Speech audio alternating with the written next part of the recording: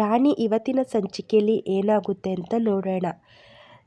ಸತ್ಯ ರಾಣಿ ಕೈಯಲ್ಲಿ advance amount, ಅವಳು ಗೆದ್ದಿದ್ದ ಅಮೌಂಟ್ನ ಲಂಬೋದರ್ ಹಾಗೂ ಪ್ರತಾಪ್ಗೆ ಕೊಡ್ತಾನೆ. ಮತ್ತು ಅದ್ರ ಜೊತೆನೇ ಸತ್ಯನೂ ಸಹ ಕಾವೇರಿ ಬಿಡ್ಸೋಕ್ಕೆ ಲಂಬೋದರನಿಗೆ ಬೇರೆ ಅಡ್ವಾನ್ಸ್ನ ಕೊಡ್ತಾನೆ. ಅದು ನೋಡಿ ಪುಟ್ಟಕ್ಕ ಮತ್ತು ಸರಳಂಗಂತೂ ತುಂಬ ಆಶ್ಚರ್ಯ ಆಗುತ್ತೆ. ಸರಳಂಗಂತೂ ತುಂಬ ಕೋಪ ಬರ್ತಿರುತ್ತೆ. ಇವ್ರು ನೋಡಿದರೆ ತಂಗಿಗೋಸ್ಕರ ಕಂತೆ ಅಮೌಂಟ್ನ ಕೊಡ್ತಿದ್ದಾರಲ್ಲ ಅಂತ ತುಂಬ ಸಿಟ್ಟು ಬರ್ತಾ ಇರುತ್ತೆ. ಲಂಬೋದರನಿಗೆ ಸತ್ಯ ಹೇಳ್ತಾನೆ, ಹೇಗಾರು ಮಾಡಿ ಈ ಕೇಸ್ನ ಗೆದ್ಕೊಡು ಲಂಬೋದರ್ ಅಂತ ಕೇಳ್ತಾರೆ. ಲಂಬೋದರ್ ಇದ್ದವನು, ಇನ್ನೂ ನನ್ನ ಮೇಲೆ ನಿಮಗೆ ನಂಬಿಕೆ ಇಲ್ವಾ ಹೇಳಿ ನೋಡೋಣ, ಈ ಕೇಸ್ನ ಹೇಗಾರು ಗೆದ್ದು ಕಾವೇರಿ ಹೊರಗೆ ಬರೋ ಹಾಗೆ ಮಾಡೇ ಮಾಡ್ತೀವಿ, ಇನ್ನು ಕಾವೇರಿನ ಮೀಟ್ ಮಾಡಿ ಸ್ವಲ್ಪ ಮಾತಾಡಬೇಕು ಅಂತ ಲಂಬೋದರ್ ಹೇಳ್ತಾರೆ. ಸರಿ, ಈ ಕೇಸ್ ಬಗ್ಗೆ ನಾವು ಯಾವತ್ತು ಏನು ಅಂತ ಫೋನ್ ಮಾಡಿ ಹೇಳ್ತೀವಿ, ಅವತ್ತು ನೀವು ಕೋರ್ಟ್ಗೆ ಹಾಜರಾಗಬೇಕು ಅಂತ ಹೇಳಿ ಲಂಬೋದರ್ ಪ್ರತಾಪ್ ಅಲ್ಲಿಂದ ಹೋಗ್ಬಿಡ್ತಾರೆ.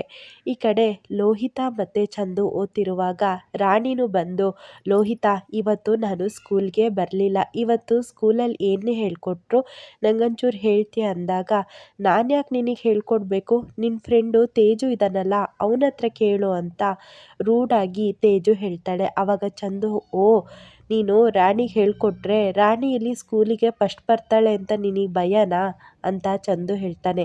ನನಗೇನು ಭಯ ಇಲ್ಲ, ಆದರೆ ನಾನು ರಾಣಿಗೆ ಹೇಳ್ಕೊಡಲ್ಲ ಅಂತ 3 ಜನ ಜಗಳ ಮಾಡ್ತಿರ್ತಾರೆ. ಆವಾಗ ಸತ್ಯ ಬಂದು, ನೋಡಿ ಜಗಳ ಮಾಡಬಾರ್ದು, ಚೆನ್ನಾಗಿ ಓದ್ಕೋಬೇಕು ಒಟ್ಟಿಗೆ, ರಾಣಿ ನೀನು ಓದ್ಕೊಳ್ಳೋದು ಬೇಡ, ಹೋಗಿ ರೆಸ್ಟ್ ಮಾಡು ಅಂತ ಹೇಳ್ತಾನೆ.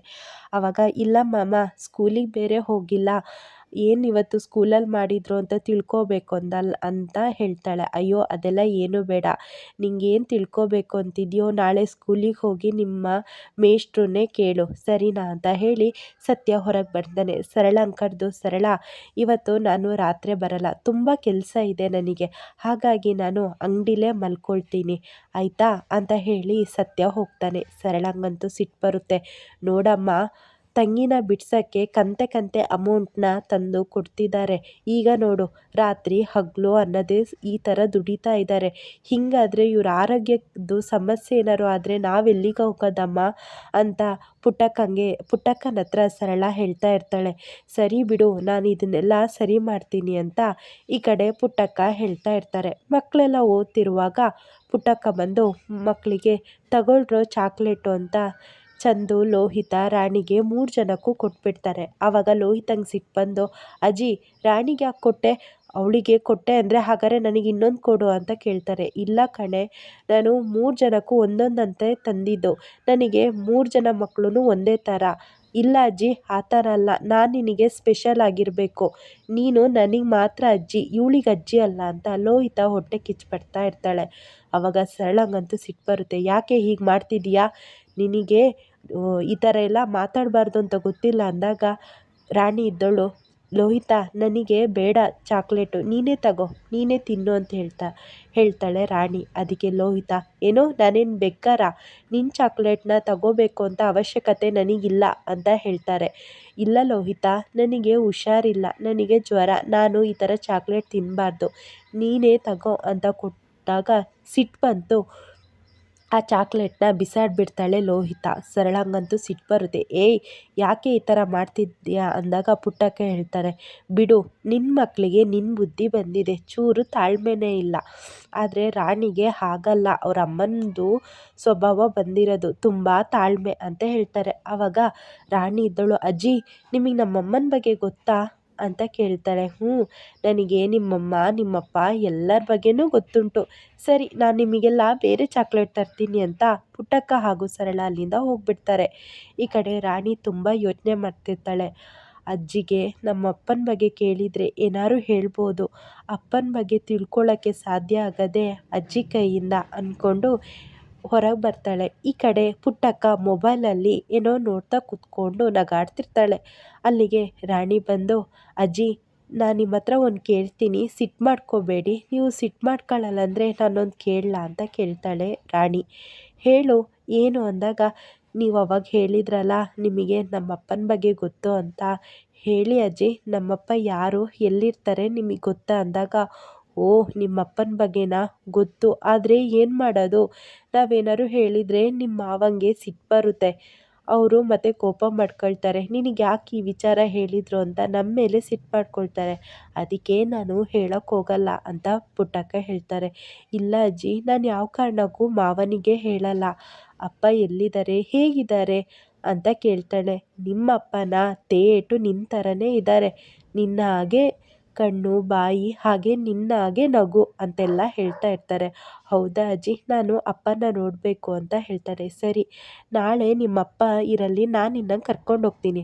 ಆದರೆ ಯಾವ ಕಾರಣಕ್ಕೂ ಈ ವಿಚಾರ ನಿಮ್ಮ ಮಾವನಿಗೆ ಹೇಳಬಾರ್ದು ಅಂತ ನನಗೆ ಮಾತು ಕೊಡು ಅಂತ ಹೇಳ್ತಾರೆ. ಸರಿ ಆಯಿತು ಅಜ್ಜಿ ಅಂತ ಇಲ್ಲಿ ಪುಟ್ಟಕ್ಕಂಗೆ ರಾಣಿ ಮಾತು ಕೊಟ್ಬಿಡ್ತಾಳೆ. ಈ ಕಡೆ ಬಾಲನ ಮೀಟ್ ಮಾಡಬೇಕು ಅಂತ ಮಣಿ ಬರ್ತಾನೆ. ಮಣಿ ಬಂದೋನೆ, ಯಾಕೆ ನೀನು ನನ್ನನ್ನು ಮೀಟ್ ಮಾಡಬೇಕು ಅಂತಿದೀಯಾ ಅಂತ ಬಾಲ ಕೇಳ್ತಾನೆ. ನೋಡು, ಒಂದು ವಿಚಾರ ಕೇಳು. ಆ ವರ್ಧ ಒಳ್ಳೆಯವನಲ್ಲ, ಅವನು ತುಂಬ ಕೆಟ್ಟವನು. ಅವನು ಮುಖವಾಡ ಹಾಕ್ಕೊಂಡು ಬದುಕ್ತಿದ್ದಾನೆ. ನಿನ್ನನ್ನು ನಾಯಿ ಥರ ಅವನು ಟ್ರೀಟ್ ಮಾಡ್ತಿದ್ದಾನೆ. ಏಯ್, ಆ ಥರ ಹೇಳಬೇಡ. ನಮ್ಮ ವರ್ಧ ಬಾಸು ತುಂಬ ಒಳ್ಳೆಯವರು. ನೀನು ಯಾಕೆ ಈ ಥರ ಎಲ್ಲ ಅವ್ರ ಬಗ್ಗೆ ಏನೇನೋ ಹೇಳ್ತಿದ್ದೀಯಾ? ಅವರು ನನ್ನನ್ನು ಸ್ವಂತ ತಮ್ಮನ ಥರ ನೋಡ್ತಾ ಇದ್ದಾರೆ. ಅಲ್ಲ, ನೀನು ಅವ್ರನ್ನ ಸಾಯಿಸ್ಬೇಕು ಅಂತೆಲ್ಲ ನೋಡ್ತಾ ಇದ್ದೀಯಲ್ಲ. ಮೊದಲೇ ಪಾಪ ತೇಜು ನಿನ್ನ ತಂಗಿ ಗಂಡ ಮೊದಲೇ ಅಮ್ಮನ ಕಳ್ಕೊಂಡು ಅನಾಥ ಆಗಿದ್ದಾನೆ. ಏನಾದರೂ ವರ್ಧಪಾಸಿಗೂ ಆದರೆ ಪಾಪ ಆ ತೇಜು ಅಪ್ಪ ಅಮ್ಮ ಇಬ್ಬರೂ ಕಳ್ಕೊಳ್ಳಲ್ಲ. ನೀನು ಅವನ ಬಗ್ಗೆ ಯೋಚನೆ ಮಾಡೋಕ್ಕಾಗಲ್ವಾ ಅಂತ ಹೇಳ್ತಾನೆ. ಹೌದು, ನನಗೆ ಅವನ ಬಗ್ಗೆನೂ ಚಿಂತೆ ಇದೆ. ಆದರೆ ವರ್ಧ ನೀನನ್ನೋಷ್ಟು ಒಳ್ಳೆಯವನಲ್ಲ. ಅವನು ನನ್ನ ತಂಗಿನ ಕೊಂದಿದ್ದಾನೆ. ಅದೂ ಅಲ್ಲದೆ ಆ ಸಾಕ್ಷಿ ನನ್ನ ಕೈಯಲ್ಲಿದೆ. ಹೌದಾ, ಆ ಸಾಕ್ಷಿ ನಿನ್ನ ಕೈಯಲ್ಲಿದೆಯಾ? ಏನಿದೆ ಆ ಸಾಕ್ಷಿ? ತೋರಿಸು ಅಂತ ಹೇಳ್ತಾರೆ. ನೋಡು, ಅವತ್ತು ನಾನು ತೋರ್ಸೋಕ್ಕೆ ಅಂತ ಬಂದೆ, ಆದರೆ ನೀನು ನೋಡೋ ಪರಿಸ್ಥಿತಿಲೇ ಇರಲಿಲ್ಲ. ಈಗ ನನ್ನ ಕೈಯಲ್ಲಿ ಆ ಸಾಕ್ಷಿ ಇಲ್ಲ. ಆದರೆ ವರ್ಧ ಸಾಯಿಸಿದ್ದಾನೆ ಅನ್ನೋ ಸಾಕ್ಷಿ ನಿಜವಾಗ್ಲೂ ಇದೆ ಅಂತ ಮಣಿ ಎಷ್ಟು ಹೇಳಿದ್ರು ಇಲ್ಲಿ ಬಾಲ ಮಾತ್ರ ಕೇಳ್ತಾನೆ ಇರಲ್ಲ. ನೀನು ಎಷ್ಟು ಹೇಳಿದ್ರು ನಾನಂತೂ ನಂಬಲ್ಲ. ವರ್ಧ ಬಾಸು ಹೇಗೆ ಅಂತ ನನಗೆ ಚೆನ್ನಾಗಿ ಗೊತ್ತುಂಟು. ನೀನು ನನ್ನನ್ನು ನಂಬ್ಸಕ್ಕೆ ಬರಬೇಡ. ನೋಡು, ನೀನು ಸುಮ್ಮನೆ ಪಾಪ ಕಾವೇರಿ ಮೇಲೆ ಅನುಮಾನ ಪಟ್ಟು ಅವಳು ಇಷ್ಟು ವರ್ಷ ಜೈಲು ಶಿಕ್ಷೆ ಅನುಭವಿಸೋಂಗೆ ಮಾಡಿಬಿಟ್ಟೆ. ಪಾಪ ಆ ಕಾವೇರಿದು ಏನೂ ತಪ್ಪಿಲ್ಲ. ಅವಳು ನಿನ್ನನ್ನು ನಂಬ್ಕೊಂಡು ಬಂದಿದ್ಲು. ಆದರೆ ನೀನು ಆ ವರ್ಧನ ನಂಬಿ ಪಾಪ ಅವಳ ಜೀವನನೇ ಹಾಳು ಮಾಡಿದೆ. ಆ ವರ್ಧನ ನಿಜವಾಗ್ಲೂ ನಂಬೇಡ ಅಂತ ಎಷ್ಟು ಹೇಳಿದರೂ ಇಲ್ಲಿ ಬಾಲ ಮಾತ್ರ ಕೇಳ್ತಾನೆ ಇರಲ್ಲ. ನೀನು ಎಷ್ಟು ಹೇಳಿದರೂ ಅಷ್ಟೇ. ನಾನಂತೂ ನಿನ್ನನ್ನು ನಂಬಲ್ಲ. ನಮ್ಮ ಬಾಸು ಹೇಗೆ ಅಂತ ನನಗೆ ಚೆನ್ನಾಗೇ ಗೊತ್ತು. ಇವತ್ತಿಗೆ ಲಾಸ್ಟ್ ಮಣಿ, ನೀನು ಯಾವತ್ತೂ ಈ ಥರ ಎಲ್ಲ ಮಾಡೋಕ್ಕೆ ಬರಬೇಡ. ಹಾಗೆ ವರ್ಧ ಬಾಸಿಗೆ ಏನಾದ್ರು ಮಾಡಿದರೆ ನಾನು ಮಾತ್ರ ಸುಮ್ಮನೆ ಬಿಡಲ್ಲ ನಿನ್ನ ಅಂತ ಹೇಳಿ ಈ ಕಡೆ ವರ್ ಬಾಲ ಹೊರಟ್ಬಿಡ್ತಾನೆ. ಮಾರನೇ ದಿನ ಲೋಹಿತ, ಚಂದು, ರಾಣಿ, ಪುಟ್ಟಕ್ಕ ಎಲ್ಲ ತಿಂಡಿ ತಿಂತಿರ್ತಾರೆ. ಆದರೂ ತಿಂಡಿ ತಿನ್ಕೊಳ್ಳೋತ್ತಿಗೂ ಈ ಚಂದು ಮತ್ತು ಲೋಹಿತ ಜಗಳ ಮಾಡ್ತಾನೇ ಇರ್ತಾಳೆ. ಆದರೆ ರಾಣಿ ಮಾತ್ರ ಬೇಗ ಬೇಗ ತಿಂಡಿ ತಿಂತಿರ್ತಾರೆ. ಅಯ್ಯೋ, ಇವತ್ತು ಭಾನುವಾರ ರಾಣಿ, ಅರ್ಜೆಂಟಾಗಿ ಏನೂ ತಿನ್ನಬೇಡ. ಯಾಕೆ? ಓ, ಇವತ್ತು ನಿಮ್ಮಮ್ಮನ ನೋಡಬೇಕಾ? ಹೊರಗೆ ಹೋಗಬೇಕು ಅಂತಿದೀಯಾ ಅಂತ ಚಂದು ಕೇಳ್ತಾನೆ. ಅಷ್ಟೊತ್ತಿಗೆ ಲೋಹಿತ ಇದ್ದವಳು, ಹೋ, ಆ ಜೈಲಿಗಾ ಅಂತ ಹೇಳ್ತಾಳೆ. ಸರಳ ಸರಿ ಬೈತಾ ಇರ್ತಾಳೆ. ಈ ಕಡೆ ಸತ್ಯ ಬಂದು, ರಾಣಿ, ನಿನಗೊಂದು ಸರ್ಪ್ರೈಸ್ ಇದೆ ಅಂತ ಹೇಳ್ತಾರೆ. ಸರ್ಪ್ರೈಸ್ ಅಮ್ಮಮ್ಮ? ಏನು ಅಂತ ಕೇಳಿದಾಗ, ಏನೂ ಇಲ್ಲ, ಇವತ್ತು ನಾವು ಜೈಲಿಗೆ ಹೋಗ್ತಿದ್ದೀವಿ. ನಿನ್ನ ಅಮ್ಮನ ಮೀಟ್ ಮಾಡಬೇಕು ಅಂತ ಹೋಗ್ತಾ ಇದ್ದೀವಿ. ಅದು ಲಂಬೋದರ್ ಸರು ಬರ್ತಾರೆ. ಕೇಸ್ ಬಗ್ಗೆ ಚರ್ಚೆ ಮಾಡಬೇಕು ಅಂತ ಹೇಳ್ತಿರ್ತಾನೆ. ಅಷ್ಟೊತ್ತಿಗೆ ರಾಣಿಗಂತೂ ಈ ಕಡೆ ಪುಟ್ಟಕ್ಕ ಅವ್ರ ಅಪ್ಪನ ಇವತ್ತೇ ತೋರಿಸ್ತೀನಿ ಅಂತ ಹೇಳಿರ್ತಾರೆ. ಹಾಗಾಗಿ ಪುಟ್ಟಕ್ಕನ ಜೊತೆ ಅವ್ರ ಅಪ್ಪನ ನೋಡಬೇಕು ಅಂತ ರಾಣಿಗೆ ತುಂಬ ಖುಷಿ ಇರುತ್ತೆ. ಮಾಮ, ಇವತ್ತು ಅಮ್ಮನ ಮೀಟ್ ಮಾಡೋಕ್ಕೆ ನಾನು ಬರಲ್ಲ ಮಾಮ ಅಂತ ಹೇಳ್ತಾರೆ. ಈ ಕಡೆ ಸತ್ಯನಿಗಂತೂ ತುಂಬ ಆಶ್ಚರ್ಯ ಆಗುತ್ತೆ. ಏನು ಹೇಳ್ತಿದ್ಯಾ ರಾಣಿ? ಕಾವೇರಿ ನೋಡಬೇಕು ಅಂತ ಯಾವಾಗಲೂ ನೀನೇ ಇರ್ತೀಯಲ್ಲ. ಅಮ್ಮನ ಮೀಟ್ ಮಾಡಬೇಕು ಅಂದರೆ ತುಂಬ ಖುಷಿಯಲ್ಲಿರ್ತೀಯ. ಆದರೆ ಇವತ್ತು ನೀನೇ ಬೇಡ ಅಂತಿದ್ಯಲ್ಲ, ಏನಾಯಿತು ಅಂತ ಕೇಳ್ತಾರೆ. ಇಲ್ಲ, ಆದರೆ ನಾನಿವತ್ತು ಬರಲ್ಲ ಮಾಮ ಅಂತ ಹೇಳ್ತಾ ಇರ್ತಾಳೆ. ಅಷ್ಟೊತ್ತಿಗೆ ಪುಟ್ಟಕ್ಕ ಇದ್ದವಳು ಸನ್ನೆ ಮಾಡ್ತಾ ಇರ್ತಾಳೆ. ಕೊನೆಯದಾಗಿ ರಾಣಿ, ಸರಿ ಮಾಮ, ಆಯಿತು, ನಾನು ಜೈಲಿಗೆ ಬರ್ತೀನಿ, ಅಮ್ಮನ ಮೀಟ್ ಮಾಡ್ತೀನಿ ಅಂತ ಹೇಳ್ತಾರೆ. ಇಷ್ಟು ಇವತ್ತಿನ ಸಂಚಿಕೆಯಲ್ಲಿ ನಡೆಯುತ್ತೆ.